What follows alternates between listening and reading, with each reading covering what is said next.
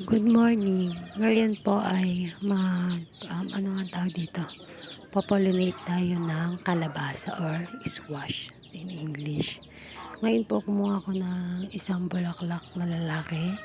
Then, ang gagawin ko po is tatanggalin ko po yung dahon niya ay yung bulaklak niya para makuha ko po yung pinaka ano niya sa ilalim.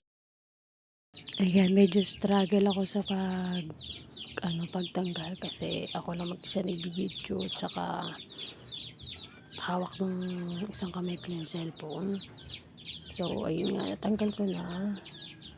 Tapos, ipapahid ko lang. Ito yung isang way ipapahid mo lang siya directly. Yan, tapos, tanggalin mo lahat kada singit-singit. Taidin mo lahat ng pollen na nandun sa male flowers. Ayan na, sinasaid-said na natin. Masyadong marami yung pollen na nandun sa male flower.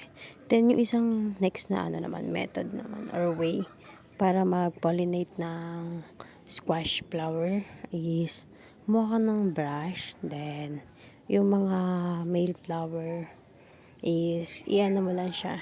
Brush mo lang yung mga pollen niya para malaglag dun sa female flower squash. Then, after natin malagay lahat is isa-isahin mo lang siya i-brush sa loob. Mag-brush mo sa loob para maging evenly yung paglalagay. Para din mas magtuloy pa yung kalabasa natin. Yun lang po. Sana po marami kaya natutunan. Salamat po.